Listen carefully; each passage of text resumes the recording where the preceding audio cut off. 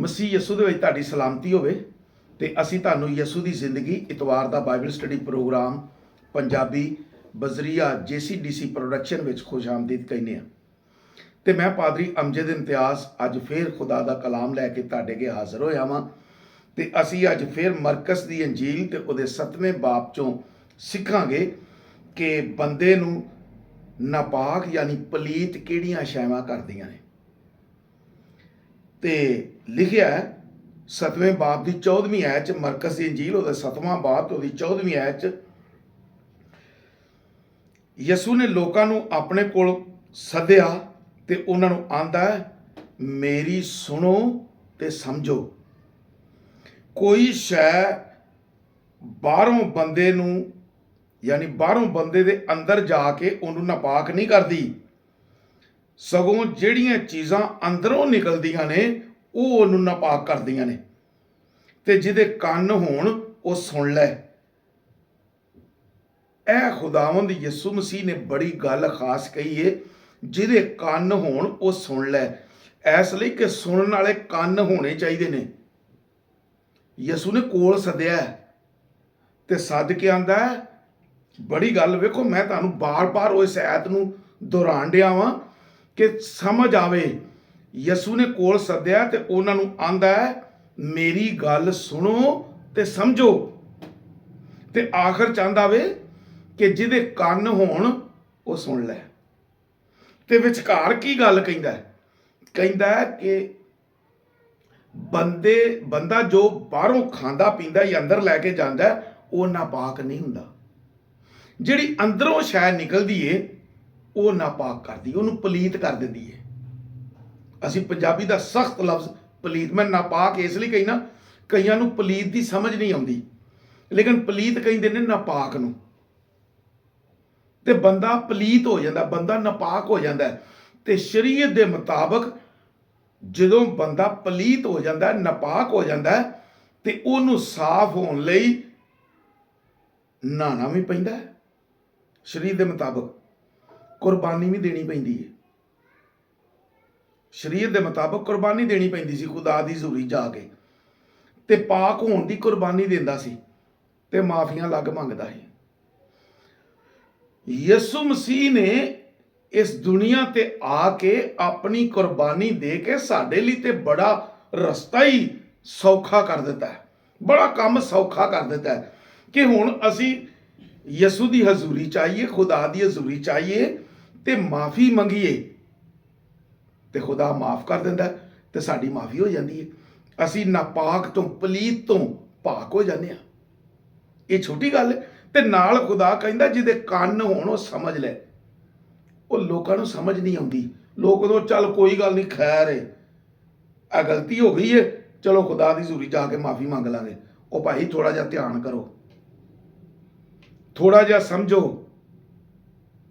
ਉਹ ਬਾਜ਼ ਔਕਾਤ ਖੁਦਾ ਵੀ ਕਹਿ ਦਿੰਦਾ, ਉਹ ਕਿੰਨੀ ਵਾਰੀ, ਲੇਕਿਨ ਮੇਰਾ ਯਿਸੂ ਆਪਣੇ ਸ਼ਾਗਿਰਦਾਂ ਨੂੰ ਵੀ ਦੱਸਦਾ ਤੇ ਲੋਕਾਂ ਨੂੰ ਵੀ ਦੱਸਦਾ, ਮਾਫ ਕਰਨ ਲਈ 7 ਵਾਰੀ ਨਹੀਂ। ਸ਼ਰੀਅਤ ਤੇ 7 ਦਫਾ ਕਹਿੰਦੀ ਹੈ, ਲੇਕਿਨ 7 ਦੇ 70 ਵਾਰੀ ਮਾਫ ਕਰ। ਉਹ ਜਿਹੜਾ ਕਹਿੰਦਾ, ਦੂਜਿਆਂ ਨੂੰ ਤਾਲੀਮ ਦਿੰਦਾ, ਜਿਹੜਾ ਦੂਜਿਆਂ ਨੂੰ ਦੱਸਦਾ, ਉਹ ਭਰਾਓ 7 ਦੇ 70 ਵਾਰੀ ਮਾਫ ਕਰੋ, ਤੇ ਉਹ ਆਪ ਕਿੰਨਾ ਮਾਫ ਕਰਦਾ ਹੋਵੇਗਾ। ਉਹ ਮੇਰਾ ਖੁਦਾ ਇੰਤਜ਼ਾਰ ਕਰਦਾ ਹੈ, ਤੁਹਾਡਾ ਖੁਦਾ ਇੰਤਜ਼ਾਰ ਕਰਦਾ ਹੈ ਕਿ ਲੋਕ ਆ ਕੇ ਤੇ ਮਾਫੀ ਮੰਗਣ। ਲੇਕਿਨ ਚਲੋ ਅੱਜ ਮੈਂ ਥੋੜਾ ਜਿਹਾ ਇਸ ਪੈਗਾਮ ਦਾ ਰੁਖ ਚੇਂਜ ਕਰਨਾ ਸੀ, ਇੱਥੇ ਫਿਰ ਸਿੱਖਾਂਗੇ, ਲੇਕਿਨ ਅੱਜ ਥੋੜਾ ਜਿਹਾ ਇਹਦੇ ਤੇ ਹੀ ਚੱਲਨੇ ਆ ਕਿ ਖੁਦਾ ਇੰਤਜ਼ਾਰ ਕਰਦਾ ਹੈ ਕਿ ਲੋਕ ਆਉਣ ਤੇ ਮਾਫੀ ਮੰਗਣ। ਉਹ ਆਪਣੇ ਬੰਦਿਆਂ ਦਾ ਇੰਤਜ਼ਾਰ ਕਰਦਾ ਹੈ, ਖਾਦਮਾਂ ਦਾ ਇੰਤਜ਼ਾਰ ਕਰਦਾ ਹੈ, ਪਾਦਰੀਆਂ ਦਾ ਇੰਤਜ਼ਾਰ ਕਰਦਾ ਹੈ, ਆਪਣੇ ਮਮਸੂਆਂ ਦਾ ਇਨਸਾਫ ਕਰਦਾ ਹੈ, ਇੰਤਜ਼ਾਰ ਕਰਦਾ, ਗਲਤੀ ਹੋ ਗਈ ਇਹਦੇ ਕੋਲੋਂ, ਅੱਛਾ ਆ ਜਾਏ, ਮਾਫੀ ਮੰਗ ਲੈ। ਸਜ਼ਾ ਨਹੀਂ ਦਿੰਦਾ, ਆਮ ਲੋਕਾਂ ਨੂੰ ਵੀ ਸਜ਼ਾ ਦੇਣ ਦੀ ਛੇਤੀ ਨਹੀਂ ਕਰਦਾ। ਉਹ ਇੰਤਜ਼ਾਰ ਕਰਦਾ ਹੈ ਕਿ ਯਾਰ ਮਾਫੀ ਮੰਗ ਲਵੇ ਤੇ ਮੈਨੂੰ ਮਾਫ ਕਰ ਦਿਆਂ, ਸਜ਼ਾ ਨਾ ਦਿਆਂ। ਲੇਕਿਨ ਇਹਦੇ ਮੱਦੇ ਮੁਕਾਬਲ ਇਹਦੇ ਅਸੀਂ ਦੂਜਾ ਪਾਸਾ ਵੇਖੀਏ, ਅਸੀਂ ਕੀ ਕਰਨੇ ਆ। ਅਸੀਂ ਕਹਿੰਦੇ ਆ ਖੁਦਾਵੰਦਾ ਇਹ ਮੈਂ ਗੱਲ ਆਖੀ ਏ, ਇਹ ਮੈਂ ਸ਼ੈ ਮੰਗੀ ਏ, ਮੈਨੂੰ ਹੁਣੇ ਹੀ ਚਾਹੀਦੀ ਏ, ਇਹ ਮੈਂ ਦੁਆ ਕੀਤੀ ਹੁਣੇ ਹੀ ਸ਼ਫਾ ਚਾਹੀਦੀ ਏ। ਲੇਕਿਨ ਉਸ ਬੰਦੇ ਨੂੰ ਇਹ ਸਮਝ ਨਹੀਂ ਆਉਂਦੀ, ਉਸ ਇਮਾਨਦਾਰ ਨੂੰ ਇਹ ਸਮਝ ਨਹੀਂ ਆਉਂਦੀ ਮੈਨੂੰ ਇੰਤਜ਼ਾਰ ਕਰਨਾ ਚਾਹੀਦਾ। ਮੈਂ ਪਲੀਤ ਸਾਂ, ਮੈਂ ਨਪਾਕ ਸਾਂ, ਮੈਂ ਕਿੰਨੀ ਦੇਰ ਬਾਅਦ ਮਾਫੀ ਮੰਗੀ ਹੈ ਤੇ ਫਿਰ ਪਾਕ ਹੋਇਆ ਵਾਂ। ਕਿੰਨੀ ਦੇਰ ਬਾਅਦ ਮਾਫੀ ਮੰਗੀ ਹੈ ਤੇ ਮੈਂ ਪਾਕ ਹੋਇਆ, ਤੇ ਅੱਜ ਮੈਂ ਕਹਿੰਦਾ ਖੁਦਾਵੰਦਾ ਹੁਣੇ ਹੀ ਕਰ, ਛੇਤੀ ਕਰ, ਨਹੀਂ ਤੇ ਮੇਰੀ ਇੱਜ਼ਤ ਨਹੀਂ ਰਹਿੰਦੀ। ਅਸੀਂ ਯੂਨਾ ਦੀ ਜ਼ਿੰਦਗੀ ਨੂੰ ਵੇਖ ਲੈਂਦੇ ਹਾਂ ਕਿ ਅਸੀਂ ਕਹਿੰਦੇ ਹਾਂ ਖੁਦਾਵੰਦਾ ਇਹ ਹੁਣੇ ਹੀ ਕਿਉਂ ਨਹੀਂ ਹੋਇਆ, ਤੂੰ ਮੇਰੇ ਮੂੰਹੋਂ ਖਵਾਇਆ ਤੇ ਹੁਣੇ ਹੀ ਕੰਮ ਹੋਵੇ, ਇਹ ਮੈਂ ਕਿਹਾ ਹੁਣੇ ਹੀ ਕੰਮ ਹੋਵੇ। ਉਹ ਵੀ ਆਂਦਾ ਸੀ ਖੁਦਾਵੰਦਾ ਤੂੰ ਕਿਹਾ ਸੀ 40 ਦਿਨਾਂ ਬਾਅਦ ਨੈਣਵਾ ਸ਼ਹਿਰ ਬਰਬਾਦ ਹੋ ਜਾਏਗਾ, ਤੂੰ ਕੀਤਾ ਤੇ ਕੋਈ ਨਹੀਂ, ਮੇਰੀ ਕੀ ਇੱਜ਼ਤ ਰਹੀ ਹੈ। ਇਸੇ ਤਰ੍ਹਾਂ ਹੀ ਕਈ ਖਾਦਮ ਕਹਿੰਦੇ ਨੇ, ਅਫਸਰਦਾ ਹੋ ਜਾਂਦੇ ਨੇ ਕਿ ਮੈਂ ਦੁਆ ਕੀਤੀ ਹੈ, ਰਾਮ ਨਹੀਂ ਆਇਆ, ਖੁਦਾਵੰਦਾ ਇਹ ਰਾਮ ਆਉਣਾ ਚਾਹੀਦਾ ਸੀ। ਉਹ ਆਪਣੇ ਦਿਲ 'ਚ ਕਹਿ ਦਿੰਦੇ ਨੇ, ਲੇਕਿਨ ਇਹ ਨਹੀਂ ਸੋਚਦੇ ਕਿ ਮੈਂ ਸ਼ੇਖੀ ਮਾਰੀ ਸੀ ਜਾਂ ਮੈਂ ਕੁਝ ਬੇਵਕੂਫੀਆਂ ਵੀ ਕੀਤੀਆਂ ਨੇ ਜਿਹਦੇ ਨਾਲ ਮੈਂ ਨਾਪਾਕ ਹੋ ਗਿਆ ਵਾਂ ਤੇ ਮੈਨੂੰ ਮਾਫੀ ਮੰਗਣ ਦੀ ਲੋੜ। ਮੈਂ ਇੰਨੀ ਦੇਰ ਬਾਅਦ ਮਾਫੀ ਮੰਗੀ ਹੈ ਤੇ ਜ਼ਰਾ ਮੈਨੂੰ ਵੀ ਇੰਤਜ਼ਾਰ ਕਰਨਾ ਚਾਹੀਦਾ। ਹੋ ਸਕਦਾ ਬੰਦਾ ਘਰ ਜਾਂਦਿਆਂ ਮਾਫ ਤੱਕ ਸ਼ਫਾ ਪਾ ਜਾਵੇ ਜਾਂ ਸ਼ਫਾ ਦਾ ਕੰਮ ਸ਼ੁਰੂ ਹੋ ਜਾਏ ਤੇ ਕੁਝ ਟਾਈਮ ਲੱਗੇ ਸ਼ਫਾ ਹੋ ਜਾਏ, ਲੇਕਿਨ ਅਸੀਂ ਇਹ ਗੱਲ ਨਹੀਂ ਸੋਚਦੇ। ਅਸੀਂ ਇਹ ਜ਼ਰੂਰ ਕਰ ਦਿੰਦੇ ਹਾਂ ਹੁਣੇ ਹੀ ਹੋਣਾ ਚਾਹੀਦਾ, ਲੇਕਿਨ ਖੁਦਾ ਦਾ ਕਲਾਮ ਇਹ ਕਹਿੰਦਾ ਜਿਹਦੇ ਕੰਨ ਨੇ ਉਹ ਸੁਣ ਲਵੇ। ਤੇ ਉਸ ਤੋਂ ਪਹਿਲਾਂ ਖੁਦਾਵੰਦ ਕਹਿੰਦਾ ਇੱਧਰ ਆਓ ਮੇਰੀ ਗੱਲ ਸੁਣੋ, ਇੱਧਰ ਆਓ। ਤੇ ਉਹਨਾਂ ਨੂੰ ਆਂਦਾ ਮੇਰੀ ਗੱਲ ਸੁਣੋ ਤੇ ਸਮਝੋ। ਸੁਣਨੀ ਵੀ ਹੈ ਤੇ ਸਮਝਣੀ ਵੀ ਹੈ। ਅਸੀਂ ਸਮਝਦੇ ਨਹੀਂ, ਆਹ ਜੋ ਕਿਹਾ ਬਸ ਹੋਣਾ ਚਾਹੀਦਾ, ਮੇਰਾ ਈਮਾਨ ਹੈ। ਉਹ ਬਈ ਤੇਰਾ ਈਮਾਨ ਹੈ, ਠੀਕ ਹੈ, ਹੁਣੇ ਹੋਣਾ ਚਾਹੀਦਾ। ਉਹ ਇੰਤਜ਼ਾਰ ਕਰ ਖੁਦਾ ਦਾ, ਖੁਦਾ ਦੇ ਕੰਮ ਦਾ ਇੰਤਜ਼ਾਰ ਕਰ। ਤੇ ਜੇ ਤੂੰ ਇੰਤਜ਼ਾਰ ਨਹੀਂ ਕਰੇਗਾ, ਉਹ ਏਡੀ ਮਸ਼ੀਨ ਲਾਈ ਕਿ ਹੁਣੇ ਹੀ ਕੰਮ ਹੋ ਜੇ। ਅਸੀਂ ਇਹ ਵੀ ਸਮਝ ਲਈਏ ਕਿ ਅਸੀਂ ਜ਼ਮੀਨ ਤੇ ਖੁਦਾ ਦੀ ਮਰਜ਼ੀ ਪੂਰੀ ਕਰਨ ਵਾਲੇ ਹਾਂ, ਆਪਣੀ ਮਰਜ਼ੀ ਨਹੀਂ। ਉਹ ਸਾਡੀ ਮਰਜ਼ੀ ਹੁੰਦੀ ਹੈ ਕਿ ਖੁਦਾਵੰਦਾ ਇਹ ਬੰਦਾ ਸ਼ਫਾ ਪਾਏ, ਉਹ ਖੁਦਾ ਦੀ ਮਰਜ਼ੀ ਹੈ। ਖੁਦਾ ਕੀ ਚਾਹੁੰਦਾ ਹੈ? ਖੁਦਾ ਕਹਿੰਦਾ ਹੈ ਮੇਰੀ ਗੱਲ ਸੁਣੋ ਤੇ ਸਮਝੋ। ਉਸ ਬੰਦੇ ਨੂੰ, ਉਹ ਜਿਹਦੀ ਵਜ੍ਹਾ ਤੋਂ ਉਹ ਬਿਮਾਰ ਹੈ ਜਾਂ ਪ੍ਰੋਬਲਮ ਦੇ ਵਿੱਚ, ਮੁਸ਼ਕਲ ਦੇ ਵਿੱਚ, ਉਹਦੀ ਤਾਂ ਸਮਝੋ। ਖੁਦਾ ਕੀ ਉਹਨੂੰ ਸਿਖਾਉਣਾ ਚਾਹੁੰਦਾ ਹੈ?